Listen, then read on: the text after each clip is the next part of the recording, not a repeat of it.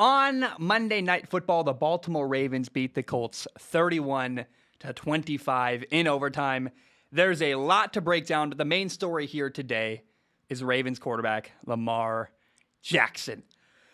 Oh, man. I said after he beat Kansas City earlier this year, you have to change the way you look at Lamar. He's been good. He's won an MVP, but now you need to look at Lamar Jackson the same way you look at Russell Wilson or Patrick Mahomes. Like, you can never give him an opportunity to beat you, and he will if he can. I mean, he's this one of these legendary, amazing quarterbacks. You have to give him the respect he deserves. And I don't understand why, after all he's done, that anybody still doubts him, or the fact that people hate on him is very, very weird to me. Although I've reached the point where if you want to hate on or not believe in Lamar Jackson, that's your damage and your problem. And I'm like, whatever. You're stupid. And there's no logical reason to no longer believe in Lamar Jackson, but whatever. Have fun being stupid.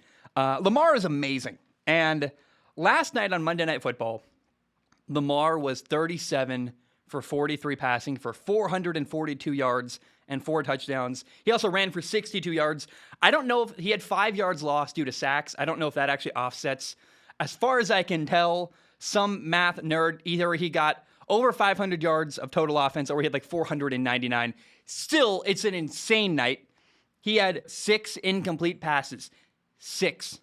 That's ridiculous. To throw the ball 43 times and only throw 6 incomplete passes is ridiculous. Again, there is no rational argument anyone can make against Lamar Jackson. He's amazing, and you have to embrace him. The dude is winning throwing the football. I love it. I love it so much. The Ravens were down 22-3. That is why I say you have to look at him like Patrick Mahomes, like Russell Wilson.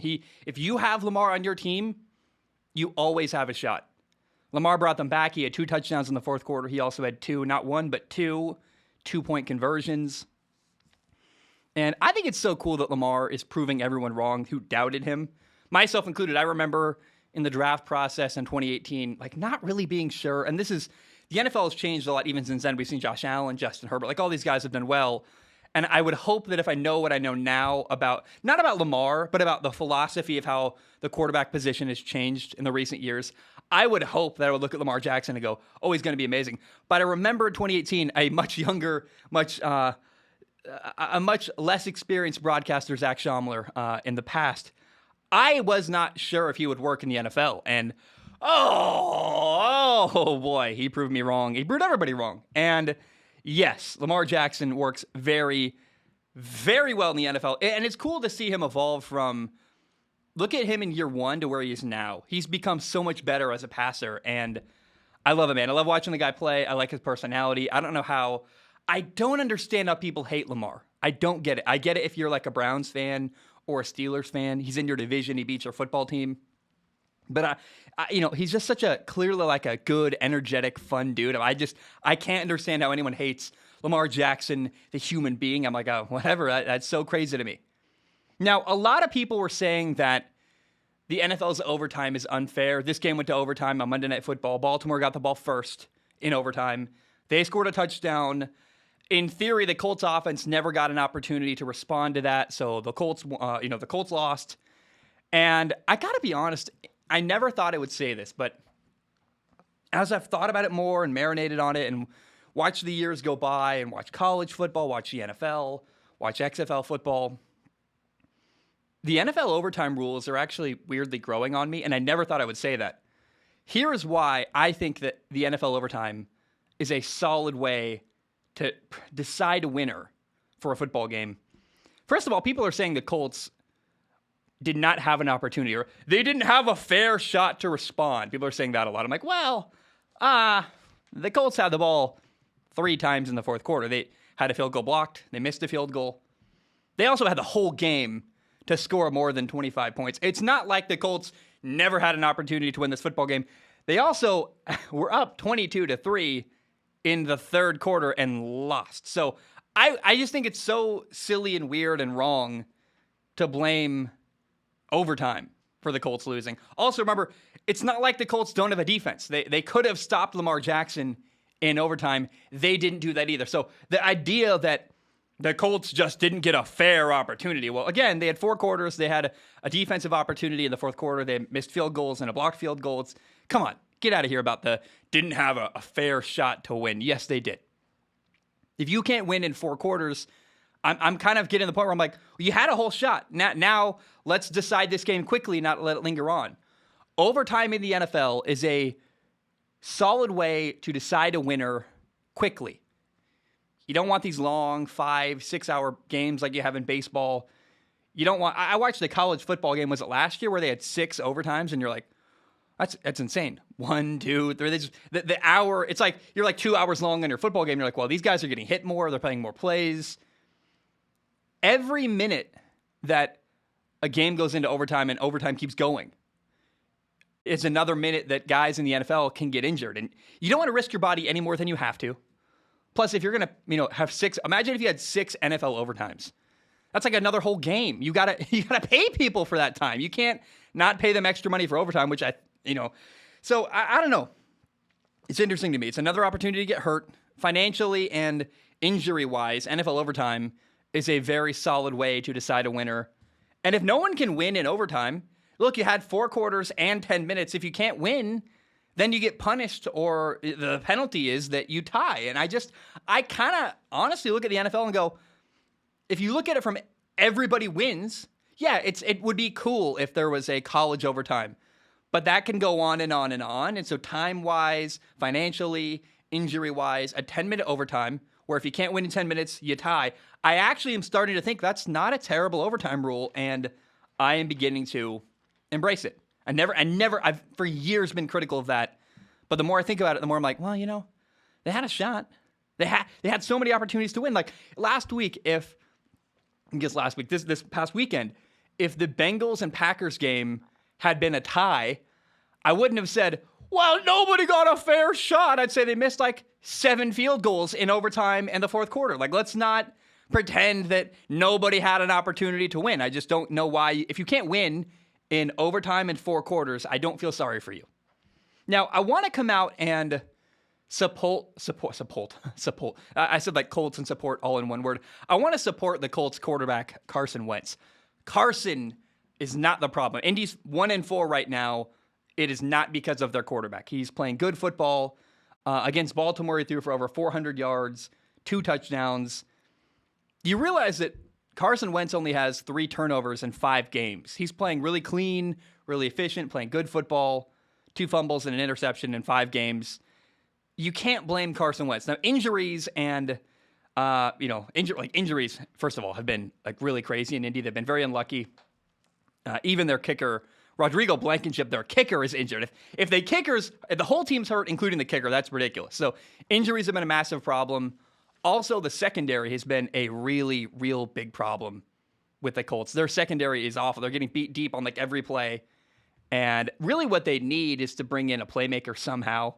Ideally, the Colts, if Carson Wentz plays all year, they're going to have to give up a first-round pick to Philly. That's not good.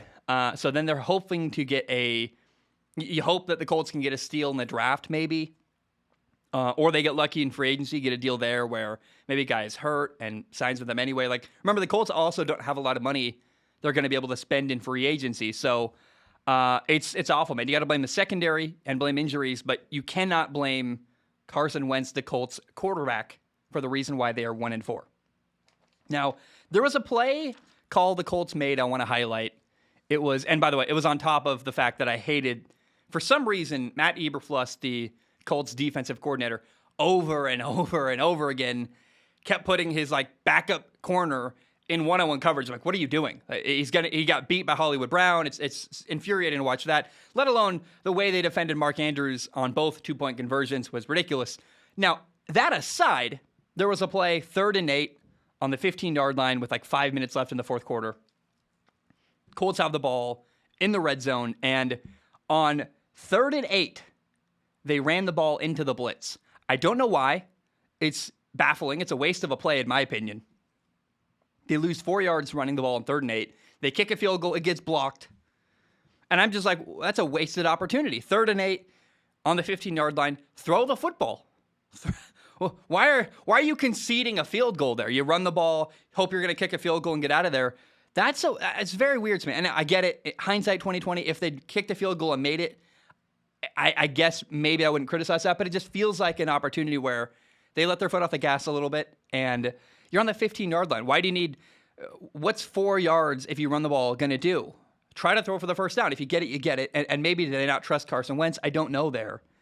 But they settled for a field goal, took their foot off the gas, and it cost them. That's a play that later in the year, when you look back, you're like, it's one of the many small opportunities the Colts have had this year that led them to be 1-4. They are a couple plays away from being 4-1 instead of 1-4. It's pretty crazy. Now, this is a painful loss for the Colts. But if you look ahead at their next 5 games, they have the Texans, then the 49ers, who have a rookie quarterback, Trey Lance, then the Titans, then the Jets, and then the Jaguars. And again, if Jimmy Garoppolo is still hurt week 7, then the Colts are about to play 4 rookie quarterbacks in 5 games. That's very advantageous. That plays very well into their favor. So again, they're 1-4 now. The Colts could be 5-4 going into week 11 at Buffalo. I mean, it's not like the year is, it's been a really ugly year. 1-4 certainly is disappointing if you're a Colts fan. We had kind of high hopes. I'm not a Colts fan, but I had high hopes about the Colts with their new quarterback, Carson Wentz, and then injuries happened and some plays went the wrong way. But again, I want to remind people, if Carson Wentz doesn't get hurt against the Rams, they might win that game. Like, there's been plays throughout this year where they're a play away, a couple plays where if things go slightly differently, you're looking at a 4-1 football team, not a 1-4 football team. I'm not ready to. If people are calling for jobs in Indy, I'm like, what? What? For you want to fire Frank Reich, who had Andrew Luck retire on him, then tried a year with Phillip Rivers. Now we traded for Carson Wentz. Like, okay, the GM is really good, Chris Ballard. The coach has done a really good job. I don't know why people are ready to bail on him already. Relax. Put the pitchforks away in Indy and let it play out. I just think they've been really unlucky this year, and they got a new quarterback they are still figuring things out with. I mean, Carson Wentz, you see him developing more and more chemistry every week. His chemistry with Mo Alley Cox, he had a great corner route to Mo Alley Cox. We were like, that's a great throw. And he's finally figuring out, I can just throw it up to Michael Pittman Jr. and he can make everything happen the same way he did at USC. So I think Carson just needs time. He's getting better and better every week. He's gaining more and more chemistry with his guys. It's very weird to me that people are so eager to just throw this guy under the bus.